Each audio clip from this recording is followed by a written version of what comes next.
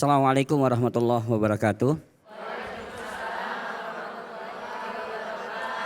Alhamdulillahirabbil alamin. Asbahna ala fitratil Islam bi kalimati ikhlas wa ala dini nabiyyina Muhammad sallallahu alaihi wasallam wa ala millati abina Ibrahim hanifa ma kana minal musyrikin.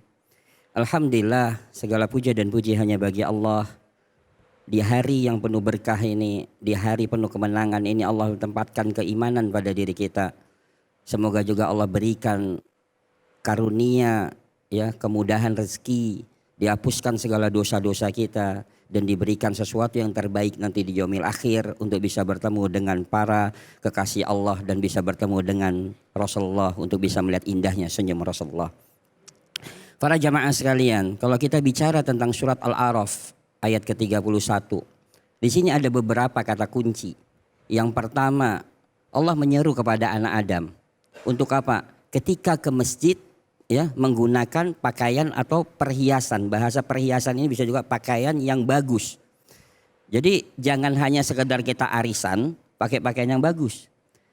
Tapi ketika ke masjid, ya, dianjurkan untuk menggunakan pakaian yang bagus. Nah, bahkan para ulama terdahulu ketika dia mau membaca Al-Quran saja, dia harus yakinkan mulut dia itu bersih. Dia bersiwak, dia sikat gigi setiap dia mau mengucapkan kata-kata yang baik. Nah, bahkan beberapa ulama itu setiap dia mau ke masjid, dia harus beli pakaian yang baru. Karena dia berhadapan dengan apa? Sang Maha Besar, Sang Maha Pencipta, Maha segalanya. Ya, jadi kata kuncinya di sini ada berapa? Yang pertama adalah menggunakan pakaian baru atau pakaian yang bagus ketika di masjid atau menuju masjid. Yang kedua adalah makan dan minumlah tidak berlebihan. Nah, bab tentang makan dan minum ini adalah menjadi kajian kita tersendiri, ya, tentang bab tentang kesehatan. Dulu ada seorang pemimpin besar namanya Harun ar-Rasyid. Dia punya seorang dokter. Dokter ini adalah dokter yang paling cerdas. Paling cerdas di zaman tersebut, tapi dokter tersebut beda agama, Nasara. Suatu saat dia memanggil seorang ulama yang bernama Ali bin Husain. Jadi seorang ulama besar. Dia tanya, dokter tersebut bertanya kepada ulama tersebut, bahwa di dalam agama kalian atau di dalam kitab suci kalian tidak pernah bicara tentang kesehatan. Dan nabi kalian tidak pernah bicara tentang kesehatan. Langsung seorang ulama tersebut mengatakan, ada. Di dalam kitab suci kami, hanya sebagian dari ayat dalam kitab suci kami berbicara tentang kesehatan, yaitu dalam surat Al-A'raf ayat 31 ini, tapi menjadi inti sari dari ilmu kesehatan itu. Apa? Makan dan minumlah tidak berlebihan. Nah, disinilah kaidah para jamaah sekalian, ya, kaidah ketika kita mau sehat, maka bukan pelarangan makanan yang sudah halal dan baik, tapi batasin jumlah. Contoh yang sederhana, para jamaah. Kalau penderita asam urat boleh makan emping tidak? Hah? Bener nggak boleh? Nih, Ustadz David gimana nih? Penderita asam urat boleh nggak makan emping? Alhamdulillah sih belum pernah ngerasain. Belum pernah. Ya. Jadi satu emping itu tidak ada masalah. Oh. Tapi yang menyebabkan sakit penderita asam urat itu kalau ada bahasa ketika makan emping, tanggung, sayang, mubazir. Oh. Nah, artinya karena berlebihan. Apalagi kalau tanggung sayang mubazirnya satu kaleng ya Ustaz. Betul ya? kan tadi, sayang tanggung mubazir lah, akhirnya habis.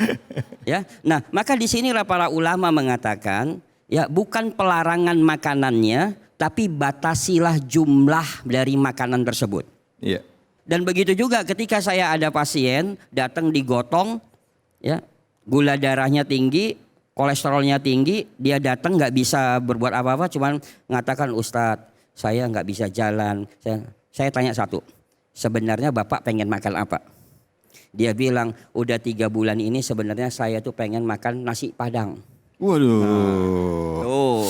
Enak banget Ya itu. kan? Makan nasi Padang. Ya, ini kita bicara tentang bagaimana Al-Quran menceritakan tentang bab membatasi makan dan minum dalam kategori bab tentang kesehatan. Iya. Ya, akhirnya saya bilang gini, karena Ibnu Qayyim mengatakan dalam kitab At-Tibbun Nabawi atau dalam kitab Zadul Ma'ad jilid yang keempat, Nah itu dikatakan kalau bisa diobati dengan makanan, maka obatilah dengan makanan. Ya jadi kalau kita sakit bisa diobati dengan makanan, maka diobati dengan makanan. Akhirnya si bapak langsung, iya Ustadz saya pengen banget. Udah, karena nanti zuhur saya bilang di dekat klinik saya tuh ada 3 warung Padang. Bapak silakan makan, tadinya datangnya digotong. Naik ke lantai 3 digotong. Nah bapak silakan makan tapi hanya 3 suap.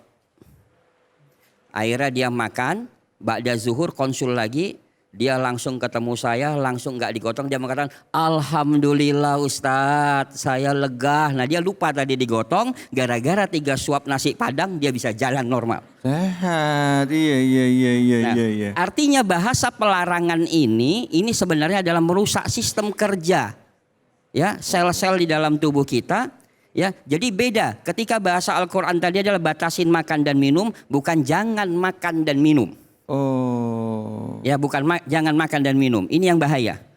Ya tadi sama ibu ketika dilarang makan durian, disediain durian, wah itu menggerutunya panjang. Kenapa sih tahu saya kolesterol, kenapa disediain durian? Sebel dah. Pasti begitu kan? Iya. Nah tapi ketika kita tahu, oh bisa, saya punya komitmen. Saya makan durian tapi pulang dari sini saya harus lakukan 2. Yang pertama saya harus mengkonsumsi cuka.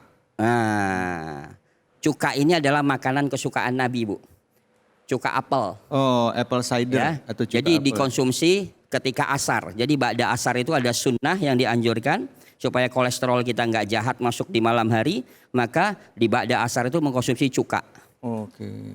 Ya, jadi bukan cuka bakso. Bukan pagi hari Ustadz ya? Bukan. Bukan pagi hari. Ya, jadi bukan cuka bakso. Nanti Bukan pulang cuka dari sini kata Ustadz sunnah. Yuk kita makan mang bakso sunnah, giginya hancur. Ya, nah jadi cuka ini adalah untuk memotong kolesterol jahat yang kita makan tadi di waktu siang, atau tadi memotong kolesterol jahat yang tadi ada dalam durian. Durian itu kolesterolnya tidak terlalu tinggi dibandingkan dengan telur puyuh. Tapi kenapa kita selalu salahkan duriannya padahal telur puyuh lebih tinggi? Iya. Ya kan? Nah jadi itu caranya. Harus kita. Maka innama yusri yusra. Ketika ada ujian hari itu juga ada solusinya. Iya. Nah, maka kita harus cari solusinya. Nah, maka batasi makan dan minum. Ya, bukan pelarangan makan dan minum. Nah, akhirnya Harun Ar-Rasyid itu memanggil 4 dokter terkenal gara-gara ayat tersebut. Ya, dipanggillah 1 dokter dari Romawi. Ditanya, obat apa yang paling manjur menurut Anda hari ini? Atau abad ini? Maka dijawablah, obat yang paling manjur abad ini adalah air hangat.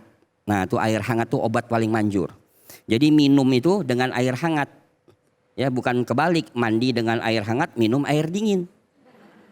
Ya. Nah, jadi kalau kita mandi pakai air hangat dikatakan dalam kitab Ibn Qayyim Az-Zawzi dalam kitab Tibun Nabawi itu untuk orang-orang yang sudah tua. Yang kedua punya penyakit diabetes, punya penyakit jantung. Nah, dia nggak boleh dengan air dingin langsung.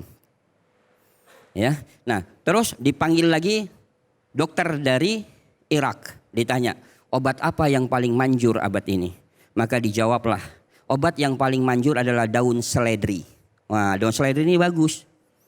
Ya, untuk cleansing, untuk detoksifikasi, jadi buang air kecil baik, ginjal kita akan bagus. Nah, dipanggil lagi lah 1 dokter yang hebat dari India. Ditanya, obat apa yang paling manjur abad ini? Maka dijawablah obat yang paling manjur abad ini adalah biji hitam. Biji hitam itu apa? Habatus sauda. Maka Nabi mengatakan alaikum bihadihi habatis sauda syifa'an kulli da'ilasam. Hendaklah kalian mengkonsumsi habatis sauda karena obat dari segala macam penyakit kecuali maut. Nah, yang keempat inilah dokter dari Afrika, dokter yang paling cerdas. Obat apa yang paling manjur abad ini? Maka dijawab, obat yang paling manjur abad ini adalah benar apa yang dikatakan Romawi, benar apa yang dikatakan Irak, benar apa yang dikatakan India. Lalu obat yang paling manjur menggabung ketiga-tiganya dan ditambah makanlah ketika selera, berhentilah ketika selera. Artinya apa? Sesuai dengan tafsir ayat tersebut, batasilah makan dan minum.